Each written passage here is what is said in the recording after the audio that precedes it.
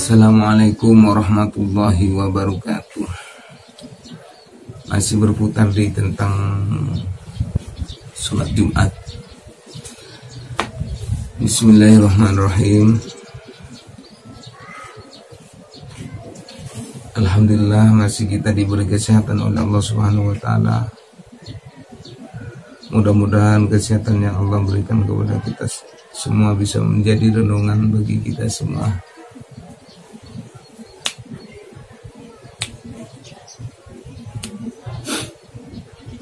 Sehingga kita menjadi hamba yang betul-betul mengabdikan dirinya kepada Allah Subhanahu wa taala. Semua langkah kita dicatat amal ibadah oleh Allah Subhanahu wa taala.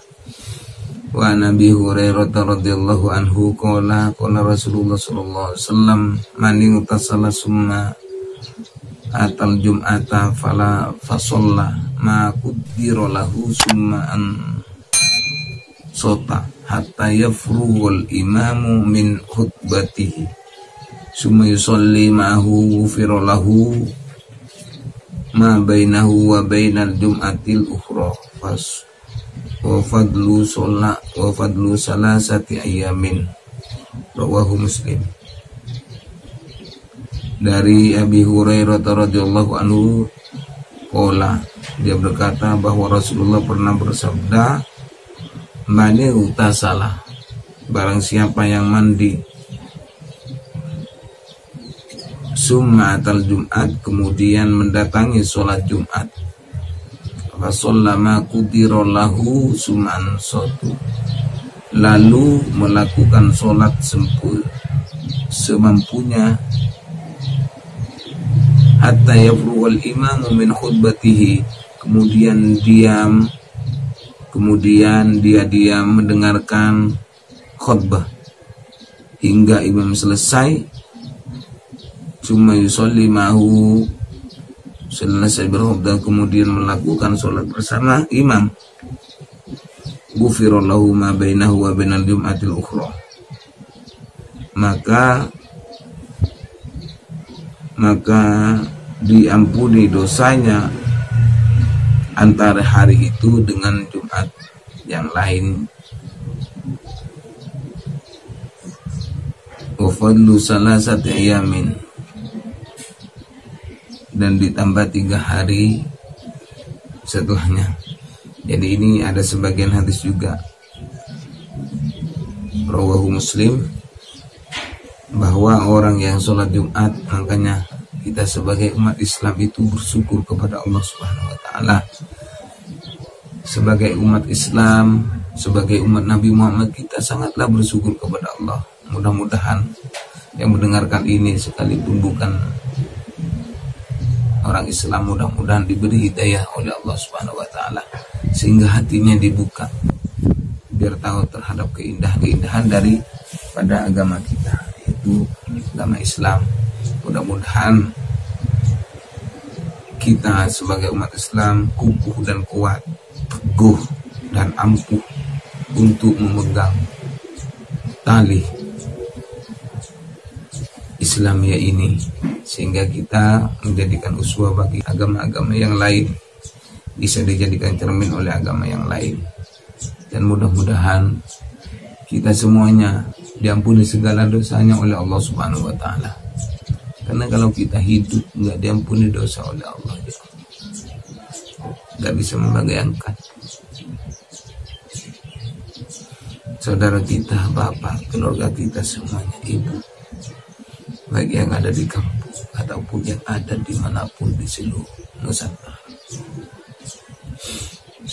di seluruh penjuru dunia, mudah-mudahan Allah mengampuni terhadap dosa keluarga kita semua.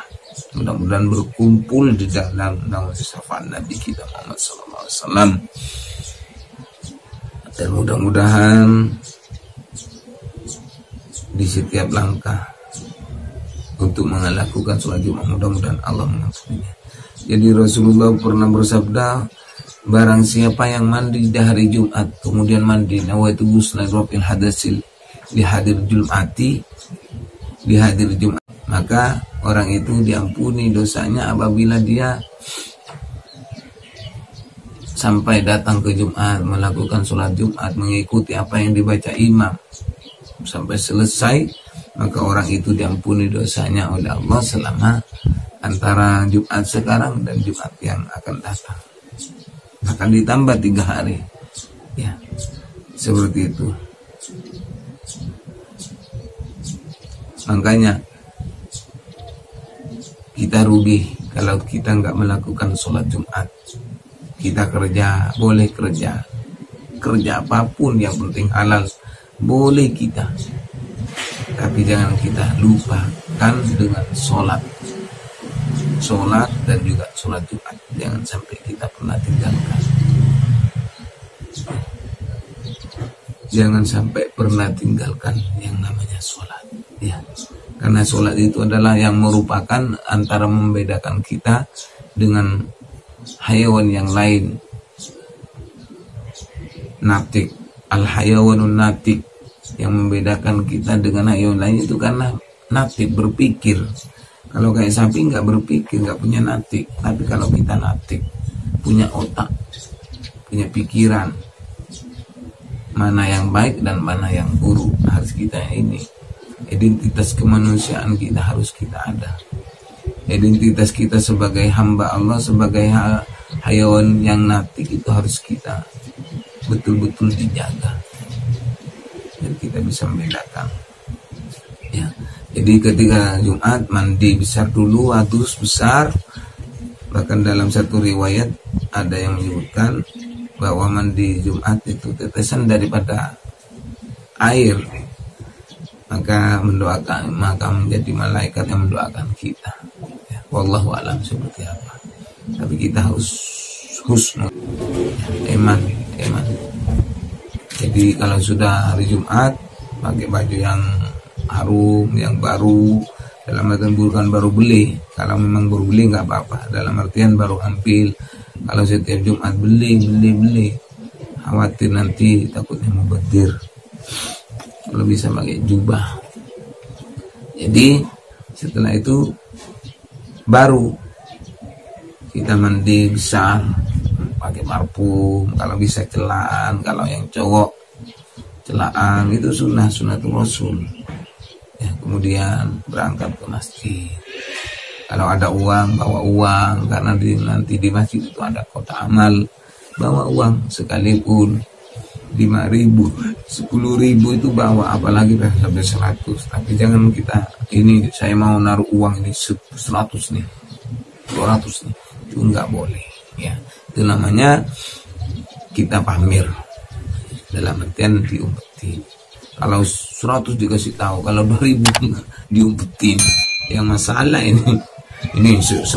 Nah, di waktu ini 100, saya mau naruh 100, mau naruh 50, waktunya mau naruh 2.000 diumpetin. Aduh. Jadi mari kita mudah-mudahan sebagai umat Islam, mudah-mudahan diampuni segala dosanya oleh Allah Subhanahu wa taala. Semuanya kita harus berjuang, berusaha menuju ridhonya Allah Subhanahu wa taala.